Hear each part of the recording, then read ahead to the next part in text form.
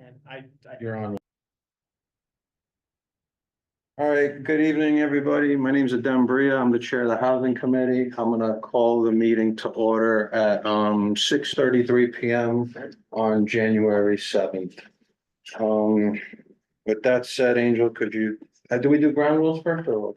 Obviously. Oh, my favorite part. All right, ground rules. No one may speak until granted the floor. CB11 members, if you have a question about board business or wish to make a motion, please raise your hand and wait to be recognized. To raise your hand through Zoom, click the participants icon and you will find the raise hand function there. Members should not engage in a back and forth discussion. The chair will recognize the next person to speak. Please keep your questions and comments brief and on topic to the discussion. Members of the public, if you have a question or comment about the subjects on the agenda, please raise your hand and wait to be recognized.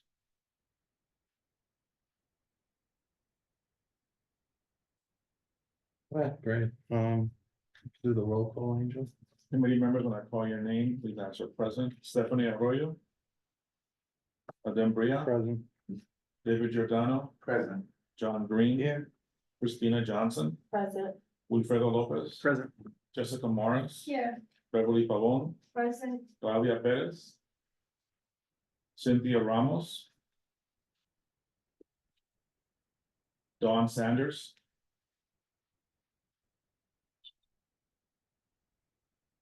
Loretta So. Here.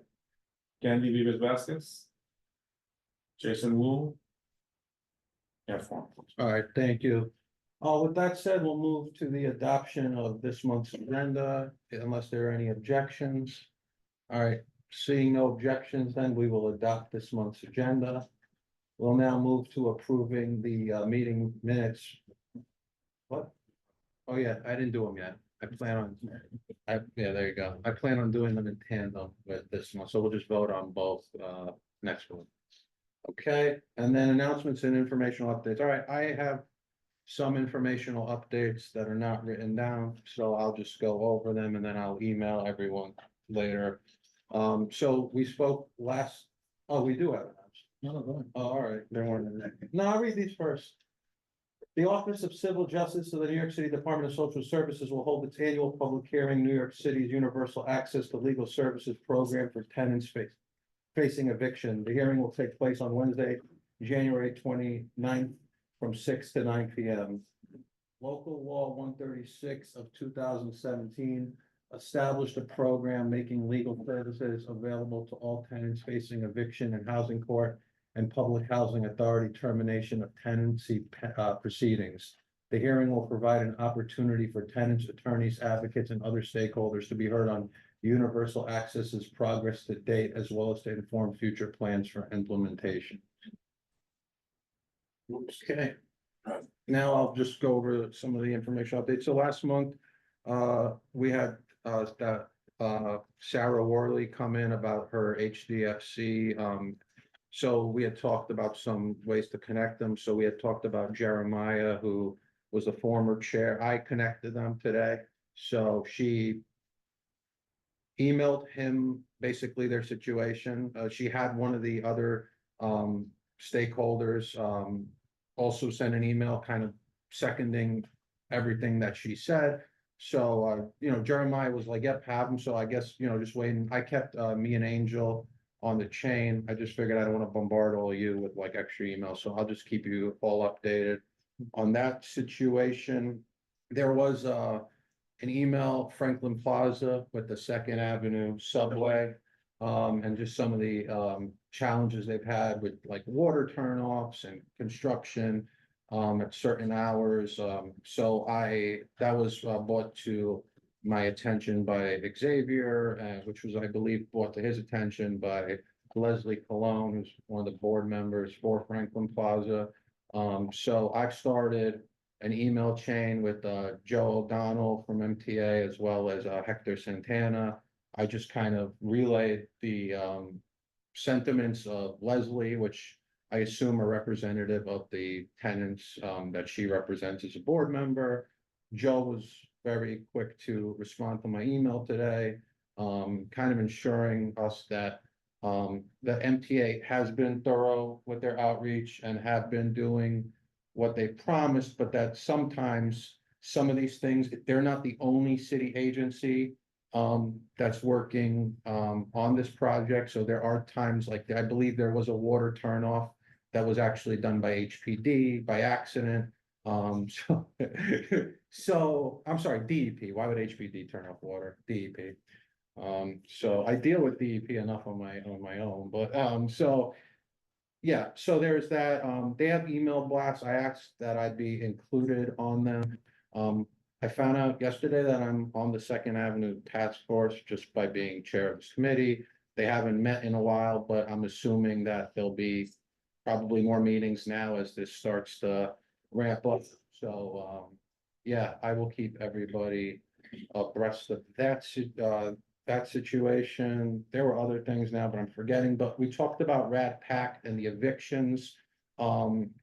So we're gonna have Chris Cirillo from Ascendant here, and they're doing some of these Rat Pack whatever you want to call them, transitions through NYCHA. I don't wanna like bombard him with those questions tonight, but he's been very forthcoming and responding to emails from this committee and everything, so I'm gonna send him an email with some questions. I mean, one of the things that I've noticed is that some of the management companies that are doing these programs are having a much higher eviction rate than others, which can be blamed on them, but it also seems as if NYCHA hasn't really laid out like a streamlined set of rules for outreach, et cetera. So I think, it would be good to pick the brain of somebody who's, directly involved in this and see what can be done to maybe streamline that. There's a specific management company, CNC Management, that Brad Lander identified in his audit that's having, I believe, like an eviction rate of over 1%, which is just like double what's in like the citywide outside of NYCHA, right? So that's extremely high. So it's that kind of stuff that we're looking to see, why are they having those challenges? And so I think, oh, okay, and then that's the other one, I have it right in front of me. So we've been talking about the NYCHA walkthroughs, I touched on it. I'm sorry, Yeah, quick go question ahead. before Yeah. you move forward. What is the name of that management company? CNC, I'll text you the story. There was a story in the city. that Yeah, has all the because- details. I believe they're working with L&M, that's who they're representing right now through the. January 20th, we have our walkthrough of a packed rad development. And that's what kind of get a list of some of these management companies. Because I haven't been hearing good things, and so if my residents vote to go into this program, I need to know as much as I can about some of these management companies. Definitely, I'll pass you along whatever information and we'll, I guess. Okay. Oh, sorry, that's wrong. Oops. Thank you. Yeah, no, of Wrong course. city story. NYCHA walkthroughs, so today I was able to set up two and we're gonna possibly set up a third. So, and I made them for weekends, just, we've all complained a lot of times how like things are done on weekdays when people are at work and everything, so I figured weekends would give, most of the members the best chance at, attendees. I will attend automatically all the walkthroughs. None of you are required to attend. I mean, I'd love for you to be able to, but obviously I will relay whatever. If we do one together, there's two members Right. already there. So we have the Taft, we're gonna do a walkthrough of Taft. That's gonna be on Sunday, January 19th at 1 PM. I'll email all this to you, but we'll be meeting at their office on 1730 Madison Avenue on East 114th Street. And then we'll go from there. And then Washington Houses will be meeting Saturday, January 25th at 1 PM. And we'll meet at their offices at 1809 Third Avenue. That's between 100 and 101st Street, okay? I know that was a lot of stuff, so again, I will send an email kind of with all these informational updates. And you're all welcome to give me feedback for that email that I plan to send to Chris regarding PAC Rad. I'll hold off on sending it for a few days to all give you an opportunity. But if you don't, you can always send it to me and I can follow up with any information or questions that anyone here has. So does anybody have any questions, comments, or updates that they'd like to share? Look, I have a question. In terms of the walkthrough, the NYCHA, Yeah, I know I had mentioned to you about Jackie Robinson. yeah. Mhm. I mean, if we could set, cause I think we talked about me coming to a meeting, right, a tenant meeting, but if you wanted to set up a walkthrough. You know, I'm looking at it as almost two different things, tenant meetings that we could maybe get into and hear. Like the board or whatever, talk about specific issues and then walkthroughs. Which if you want, I'll email you and we can see about setting one up for Jackie Robinson. And one other thing was. I think we spoke about sometimes the challenges of the walkthroughs, in terms of like, are we just gonna walk, common areas, whatever, which obviously is important, can give us an idea of conditions. But I did mention to each of these tenant leaders that I've talked to, that if they have tenants that they know of that are willing to let us in and share, then we'd be happy to do that. But we're not looking to be, invasive or intrusive of people's privacy or whatever. So that's gonna be only if they have people that are willing to do that. Otherwise, we'll just do the best we can with those walkthroughs. And that's part of the reason why I wanted to also get into some of these tenant meetings, because I feel like if we can't get into units and only see common areas, we'll then get a better idea. I've started going specifically, still haven't been able to really do that with NYCHA, but specifically more with some of these, property management companies that we've identified with the violations, seeing if there's a recurring theme on like some of them with the common areas or whatever, because again, it's hard to identify the units if we can't get into them. I have Angel is going to be reaching out to everybody on the list that we've started already. I don't want to add more properties till we kind of see if we can get those property management companies or landlords or some representative to come in here. So we're gonna see about Hope Community, that we should have a good chance of getting them here. Talprop, we should have a good chance of getting them here. The other two, which was La Casa Nuestra HDFC, and there was the other one, GRC Management. Those might be a little bit more of a challenge, but we'll do the best we can. And then once we see how those play out, we'll start to, increase that list, okay? So hopefully next month we'll have one of them here, and then Angel will go ahead. Sure. So this message is to the board members that are attending online. I have been repeatedly attempting to promote you to panelists and you continue to decline. If you are a member of this committee and you're being invited to participate as a panelist, you have to accept the invitation. I've done this now multiple times with several of you. Please accept the invitation. It's confusing when you keep rejecting. Claudia Perez is your hand up. Claudia, I recognize you. No, I was just, hello? It didn't send me the panelist invite. It just sent me an invite to unmute. That's what it did send, Angel, because I've been trying to get in since the roll call. Okay, thank you.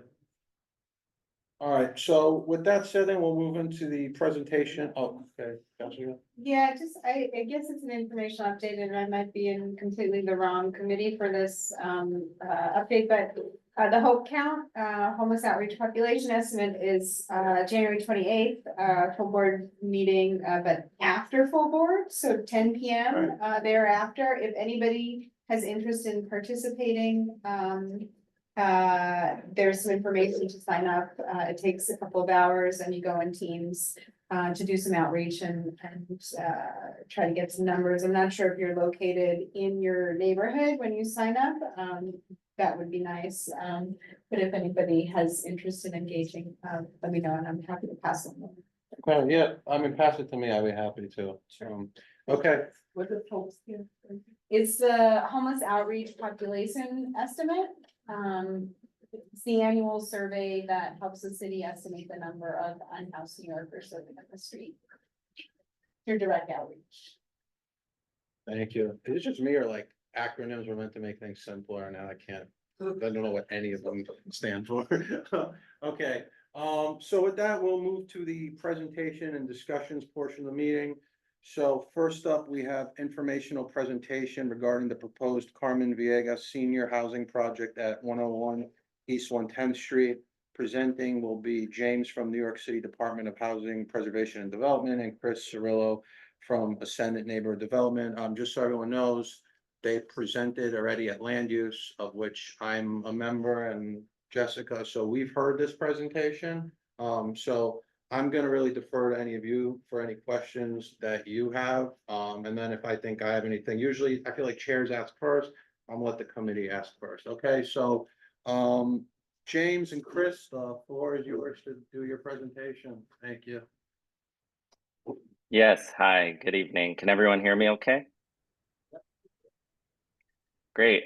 First, Chris Sterlo could not make it this evening, but we have Matthias from Ascendant Neighborhood Development, so he'll be here in his place answering any questions related to this project. And we also have Matt Gross from Urban Builders Collaborative and Latier Construction joining us to present tonight. Before we start, could we promote Melissa Otten as well from the attendee list? And I will start sharing the presentation, see if it works.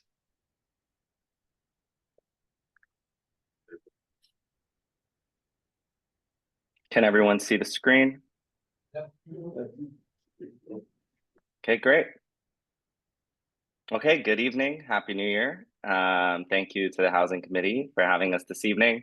We spoke, we spoke in front of the Land Use Committee so far and the Human Services Committee as well. And like I said there, it's great to be back at CB11. I'm coming off the Beacon project to partner with you all and solicit feedback on another great project in the district. So for those who don't know me, my name is James Chikov, and I'm the senior planner for the Borough of Manhattan at HPD. I'm joined by my director, Melissa Otten, and I'll be presenting with Matt, and Matthias is here from Ascendant as well. Folks will introduce themselves throughout the presentation. So we're excited to be here presenting the Carmen Villegas Apartments project, named after the late and beloved East Harlem community advocate, as we gear up for ULURP. So let's jump in.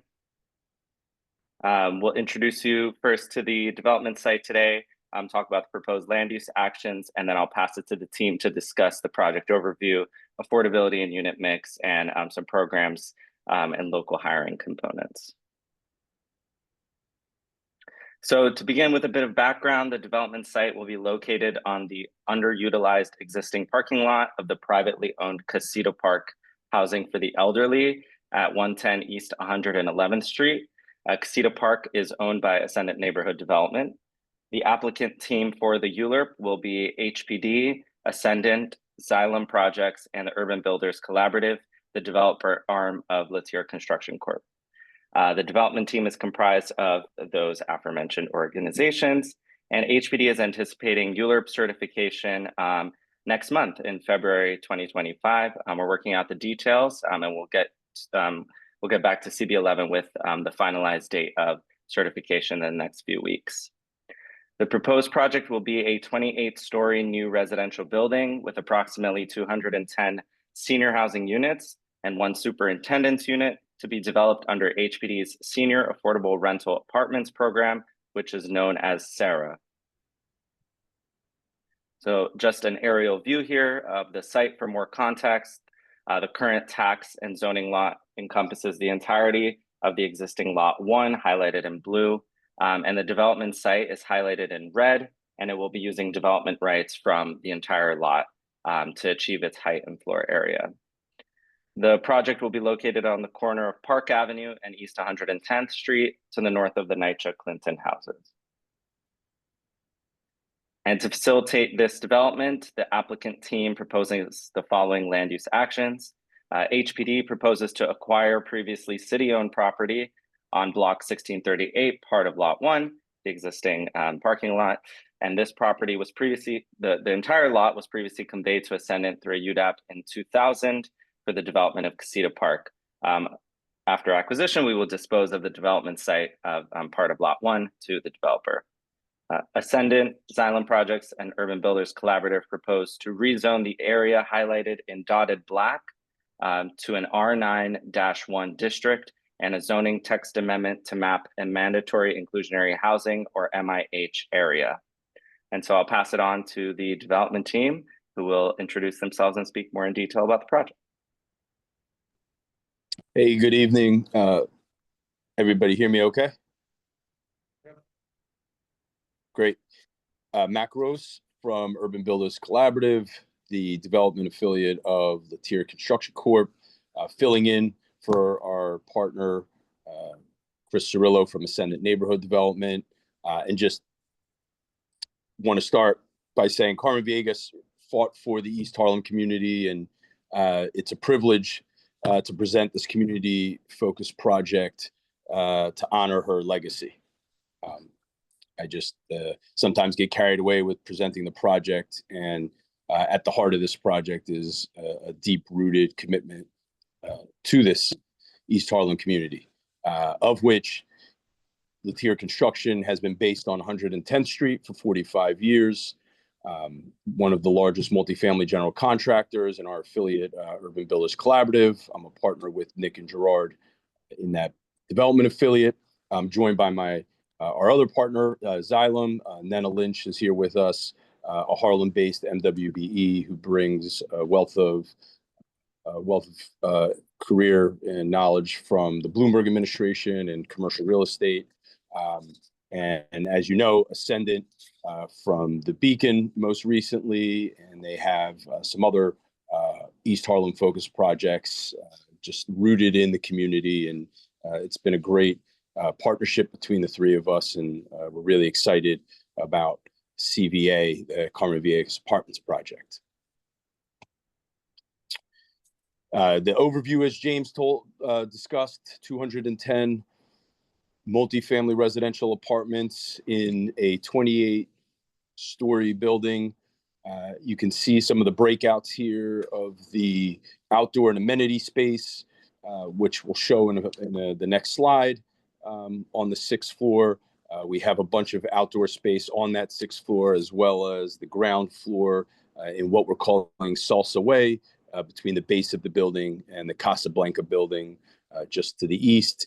And then on the corner of 110th and Park on the 1st and 2nd floor, we have SAGE, a nonprofit advocacy organization, which will lease that community facility space, which is just over 7,000 square feet, targeted to the community at large, specifically for LGBTQ elders.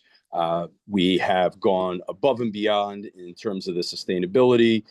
We have the FIAS, the Passive House Institute of the United States certification, the solar array, and geothermal, which again, I'll get to later in the presentation.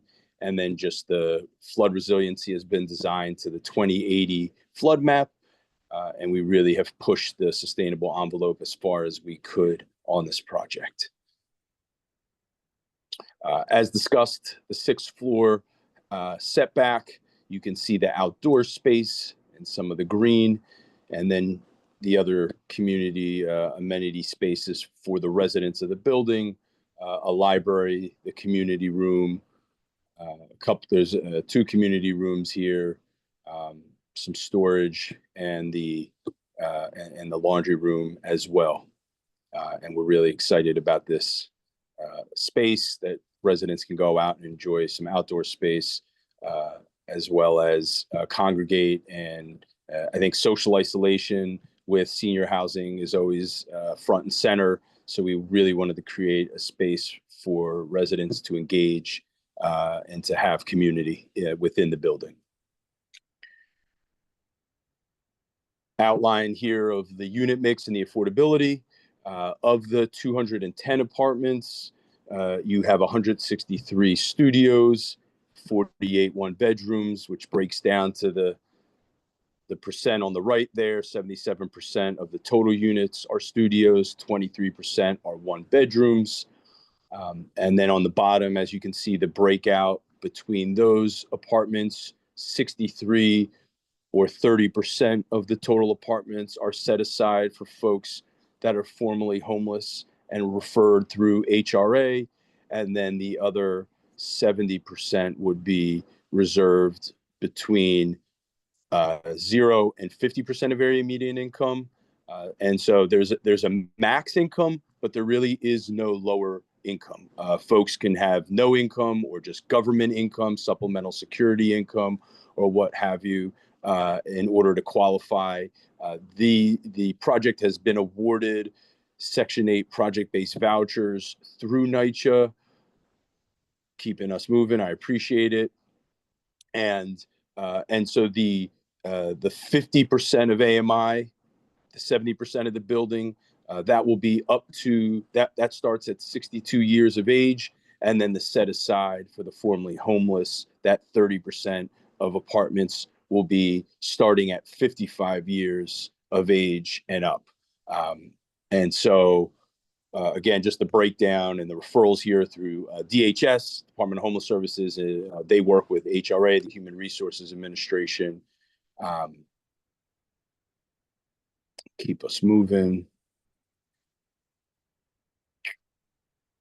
Community facility program here, as I discussed on the corner there of 110th and Park on the first and second floor, we have Sage would come in and lease this community facility space.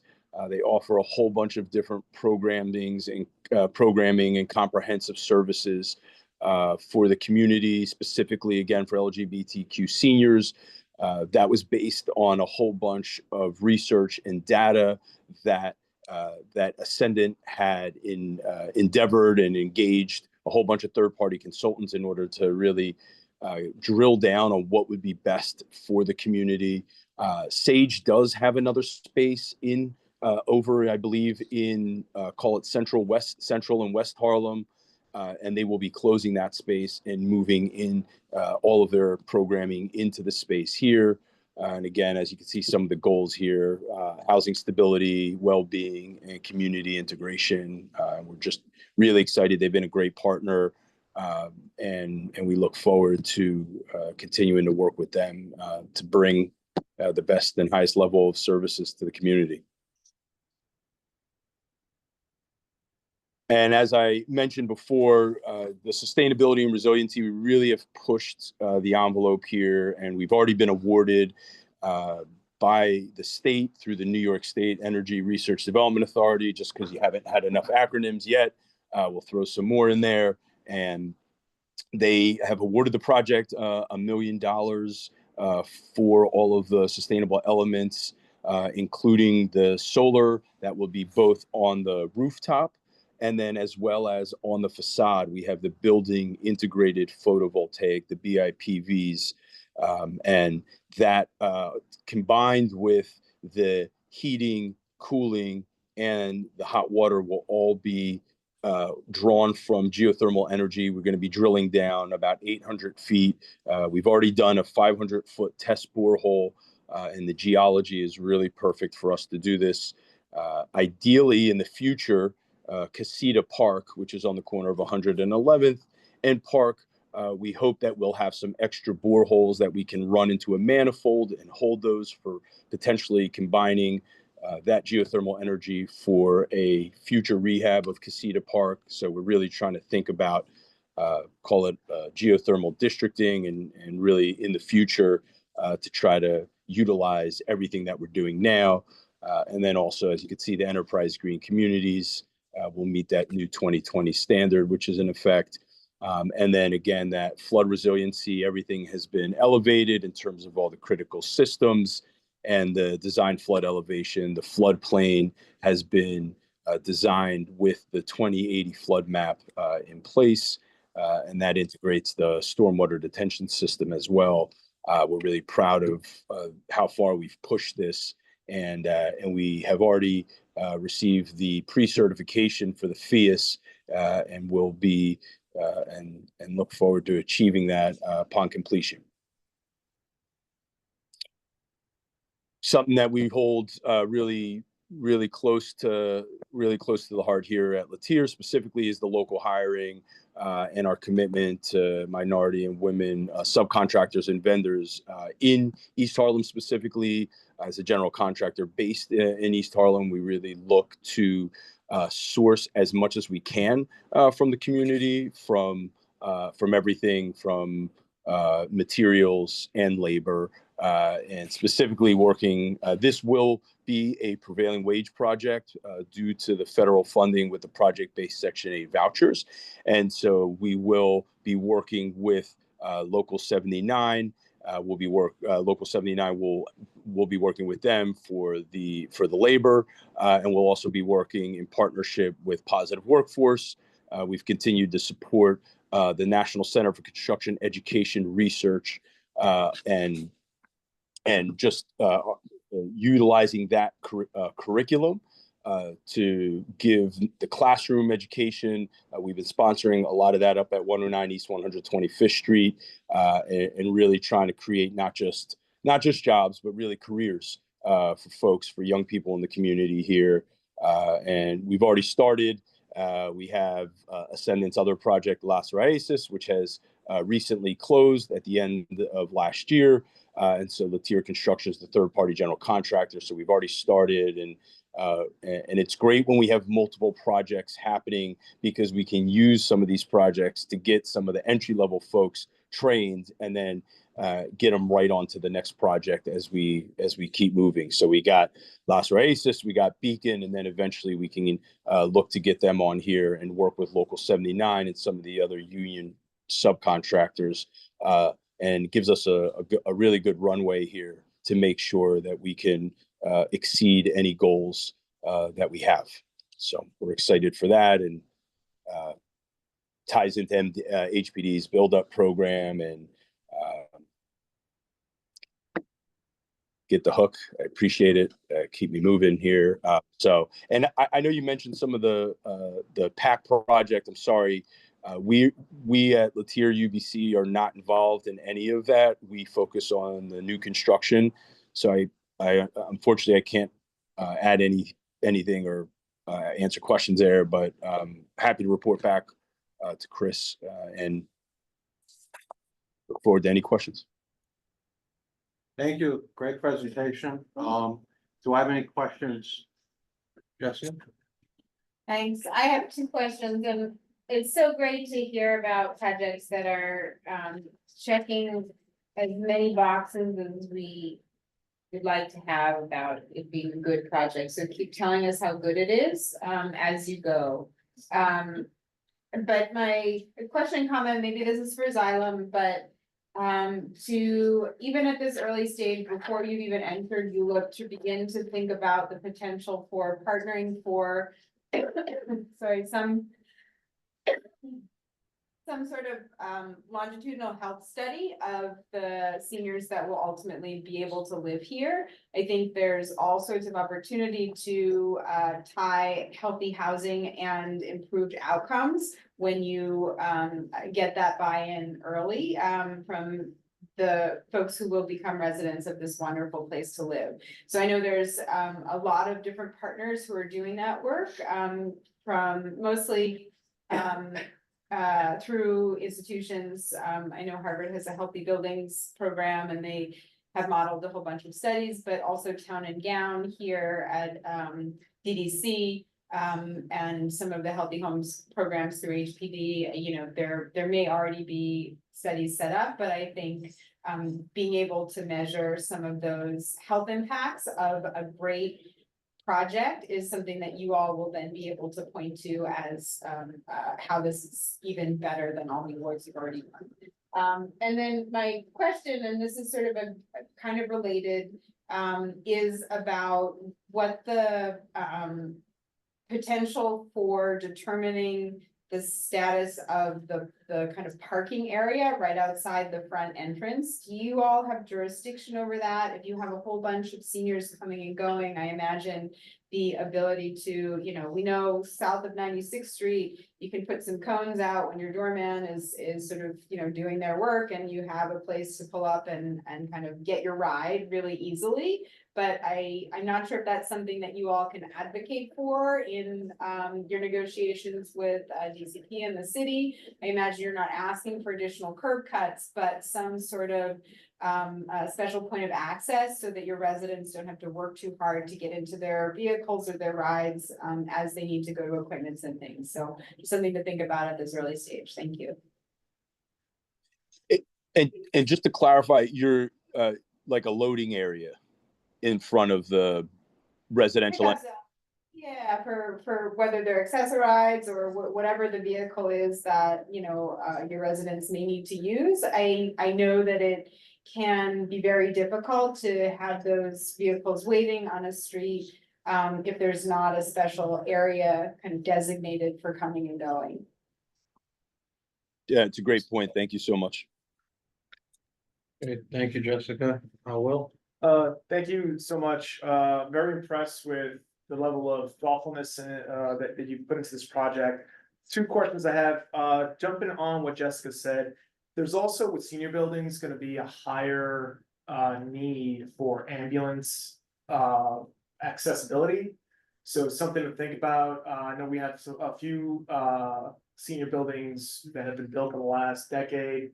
And too often, especially in high traffic areas like Park Avenue, you have an issue of double parking and you have issues because they can happen at all hours of the night, along with some sort of designated area for on and off, perhaps off the sidewalk, some sort of ambulance area where it might be a little bit easier for ambulances to enter and exit quickly. And then secondly, you know, I noticed the offset. I'm wondering, has a shadow study been done on the impact of the shadows to Clinton houses? And what, if any, learnings have we seen from that study? Are there any impacts to their access to light and air?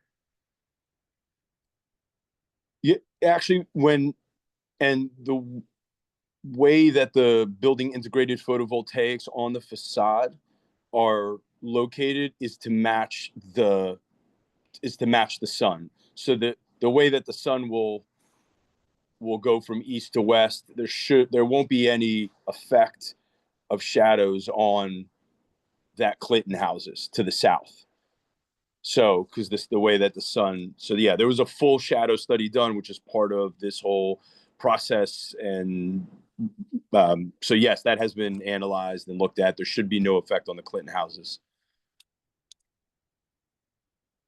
And just I think, and sort of Jessica was saying this about sort of the drop off. I think you kind of took it a step further about the ambulances. There is the Salsa Way, which would have a curb cut, and it's sort of, there is that access point, but definitely something that we would revisit. In our experience, typically DOT won't entertain loading areas until the building is actually complete. So I think we have a ways to get there, but it's something if the community board is something that you're very supportive of, we definitely would take that up and push that with them and get that going. The other thing, and again, this is down the line for you guys when you're actually in construction. How many elevator banks, should I say, is the building gonna have? 3. 3. Can we advocate for all 3 being accessible for like full stretch gurneys? So that way, you know, you don't have the issue of the one elevator that can't support a full-size stretcher gurney being used. I've seen it happen too often in other buildings that aren't being mindful, given the population that's gonna live there. It's just something to think about. It's one of those extra, you know, you go a step further and you can make a difference between a life and death in a kind of situation like that. Got it. Yep. Understood. We will Thank you. definitely follow up on that one. Thank you, Will. Any Beverly? Yes, thank you again for the presentation. My question is, I have a couple of questions. Well, one of them is right now regarding the zoning. You've been zoned already for the R9-1, or you're waiting for that to happen? We'll be rezoning to R9-1. Okay, with the new City of Yes laws or things that's coming up, would this help or hurt you guys with the new City of Yes zoning laws?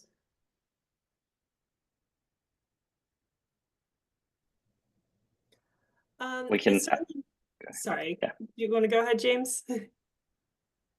It certainly won't hurt. And you know, HPD's affordable projects, a lot of them will qualify for extra FAR, if they, if they can use it. I think as far as the decision of whether this project would use FAR under the, additional FAR under the, City of Yes, new City of Yes rules, I'll let the development team kind of talk about that.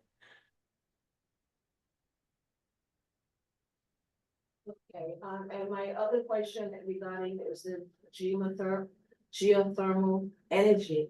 Would you be able to use this type of system to adjacent buildings?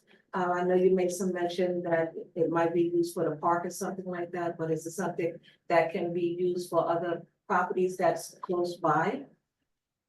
To be tapped into that same type of system? Especially the building that's to the north of you guys? Right, so Casita Park is what Yes. you're, yeah, what you're, so, right, and that's the goal, is that we will have enough capacity from the boreholes that we would have left over for Casita Park. That's our intent. Again, we need to get in the ground and see how that proceeds and make sure that everything is going accordingly. And again, if we have that ability, then that is something that we are planning to do. But there would just be enough potentially for that one building to the north, Casita Park. Okay, and regarding Casita Park, will any parts of that building have to be vacated for you to build this building? No. Okay, thank you. Thank you, Beverly. Any other questions, comments from the committee? All right, I have one question, but before I just wanna echo Jessica's sentiments that, you know, this is the type of projects this community's been asking for a long time. And it's filling, you know, one of the major needs. You know, the resolution we passed a couple months ago was to like do our best to preserve senior housing, and you know, this is creating affordable senior housing. My only question is the unit breakdown. It's all studios and one bedrooms, which I can understand why, you know, it would be that way, and I'm sure you've all done your research. I guess my only question is, was there any consideration for possibly at least a few two-bedroom units? I know in some instances, seniors can be the primary caregivers for, you know, younger children, et cetera. So I guess, was there any consideration given to that? And if so, you know, why wasn't there maybe a couple units set aside for, you know, two bedrooms and potential instances like that? Yeah, you know, this is a HPD program, the Senior Affordable Rental Apartment. This is the prescriptive path that we follow. We see this in some of the senior buildings that we've done, where the grandparents are raising the kids, and it's something that this program right now does not contemplate. So that's something that we would have to raise with HPD. We're confined to follow these programs in terms of the unit programming. So I see. I mean, thank you. That answers the question, I guess.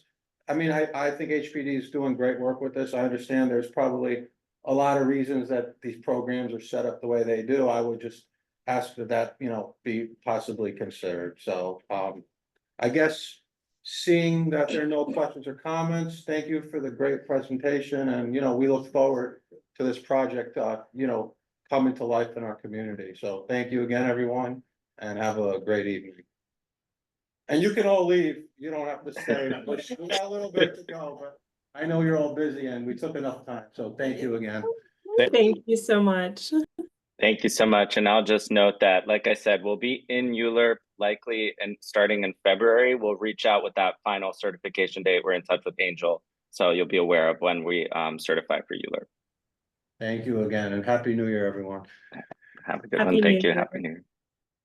All right, so with that, we'll move to part B, which will be very quick, you know, unless anyone has any questions or comments. There was you know, the follow-up discussion to review to revise the resolution calling for the state legislation to expand the property tax relief programs for seniors and people with disabilities. So this is, the resolution that we passed where we sent it, to like Department of Finance and which they said they were open to. I think we spoke about this last month.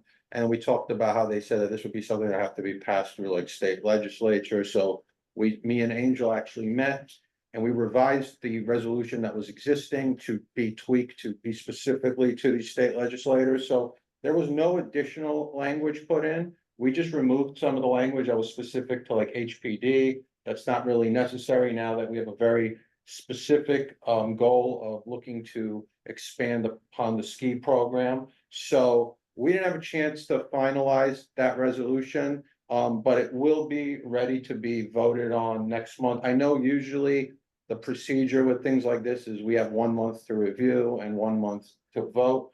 But seeing as how we already passed the resolution with this exact language minus some language, and I think due to the urgency of things like that, I don't want to take extra time. So what we'll do is we will circulate this at least a week, but probably at least 2 weeks, hopefully before our next meeting. So give everybody a chance to review it. But again, no additional language, just removing some stuff that made sense when we were presenting, pitching this to certain city organizations, and now doesn't make sense to include some of that there. When I share it, if you can compare it to the previous one to see what I'm discussing. And if you have any questions or you think maybe one of the omissions shouldn't have happened, you're free to share that, and we'll be voting on that next month. So unless there's any questions, comments, or concerns with anything I said, I think that's really it on that. All right, so then we'll move to old business, of which I have none. That I guess was kind of old business, but, and then there's really no new business. John, you look like you want to say something? No. Oh, okay. I Yep, I see Beverly and I think Jessica, you have something to say, so Beverly then Jessica. Okay, as all Okay. business, I was asking about the subscriptions, and if you get anything on that. No, not yet, but I will follow, thank you for reminding me, I know that each committee has, I think a certain amount of money, I was chair of licenses and I always deferred that money, because I had no idea how we'd really use it. But I will follow up with Angel on that, and I'll include you on that, so if you don't get anything from me and like, by tomorrow, bother me and remind me, okay? Sorry about that, thank you. Jessica? And just a note for the NYCHA working group I mentioned to, Loretta, we have a spreadsheet in the shared folder, and I am just now, while we're sitting here, populating it with, some data that pulling from a map, which is generally helpful, for each development. It gives us the name and what its program is, whether it's a senior development or not, its total population, its total units, and other, how many buildings it has when they were built. So, just a general data set to kind of have everything covered, I think is something that can be helpful. And whether that gets tied to question that came up with regard to the walkthroughs, I imagine, we're data processing robots in the world as people. So you're going to be seeing things and acknowledging them. Is there a protocol for note taking or depositing information that you find on your walkthroughs? Should that land in our spreadsheets in some sort of way? How are we going to make use of those eyes as they're, out doing the boots on the ground work? I mean, that's a great question. I think I will have my iPhone and I'm pretty, just in my job, like taking notes. So I think I can commit to taking notes. I think what I'll do is, once I take my notes, I'll clean them up and present them just more as like bullet points. Just because I feel like that's easier at first, and then if we can start converting that into data, I think that's a great idea as well. Then I welcome anyone who comes on the walkthroughs to, do you want to go old school and bring a pen and a notebook, or you want to take it on your phone too, you're welcome to. I mean, I hope we all do work, but I'll commit to like doing it too, just, in case, that way we always have, I'll call myself like the, safety mechanism in terms of that. So thank you, Jessica, thank you, Beverly, and then we have two hands, on Zoom, so Dawn and then Claudia, I believe you had your hand up as well. So Dawn, the floor is yours. Thank you so much. I was just wondering, did we take a stand on the Airbnb situation? Because I got some questions from people I know, and then I got a call from an advocate that said Diana is supporting intro 1107, or I don't know if I got that number right. And so I just you can just point me in the direction of where I can find out more information, because I am curious to know what if we have a stand on whether or not people can use their extra bedroom for Airbnb, like what that means for our community. And I think our council member is supporting that legislation. So I just need to look back in our archives or have someone send me an email to kind of refresh myself on what we've discussed or what we're thinking about in terms of that. Okay, Thank you. I don't think we took a stand as far as I know we haven't taken a stand since I haven't heard anything. But that's something we can look into. I mean, me and you can discuss that offline, and then, we could see about possibly introduce that as a discussion here. Yeah, it's an interesting piece of legislation. Only reason I'm speaking on it is because I was the one who drafted the original 2021 legislation that was passed at City Council. So the 2021 legislation, just a little bit of background, it made it so that you needed to get a license from the Office of Special Enforcement, which they also manage hotels. They provide those licenses. You needed to get a registration, and they would give you a licensing number that would allow you to actually market your spare bedroom in Airbnb, VRBO, or any of the short-term websites. The purpose of that was so that we could enforce the state law that mandates in New York State that if you are doing short-term leasing, the owner or the occupant of the unit has to be in the unit while it's being rented. So it's meant to be an extra bedroom or a couch, not your entire apartment. And that was to combat the warehousing of units that was happening during the pandemic and pre-pandemic. There was a cottage industry for a lot of people. This new intro, as Don stated, would revise that law and allow for owners of smaller units. So this is geared towards smaller landlords, people who may have an empty basement, people who may have an attic, people who may have like a separate in-law unit within their home, to be able to rent those out as Airbnbs. So that's the difference between the two. So it was introduced late last year by Councilmember Farrah Lewis. Thank you. Would they still need to have a license? Yeah, they would still have to register. It's just, it allows them to so right now, if you try to register your apartment, say you own or you're renting your own apartment and you have permission from your landlord to do this, you have to submit all this paperwork and they have to approve you. But in order for you to rent it, you have to be in the unit. So this would allow, it's basically a carve out for, I think it's anyone who owns either 6 or 4 units or less. So think about a multifamily home, something like that. And that is meant because those aren't the units that were being warehoused. Those were the units that were being used by small landlords in order to supplement their income. So that's the theory behind the request and change. Thank you, Will. Thank you, Dawn. Stephanie, the floor is yours. Hi, thanks. I think we should really look, if we're gonna make any stance on this bill, I think we should really look into this bill, because I don't believe it's 6 units. I think it's for like small homes. No more than like, I think maybe like 2-floor homes. It's usually for family owners. But again, I think we should really look at this bill before we take a stand and like really look at what they're advocating for before we take a stand. And I'm happy to do that with you, Dawn, because I love this bill. I think this is a great bill. I'm actually for it. I know that sounds bad, but I'm actually for it, but happy to look at it.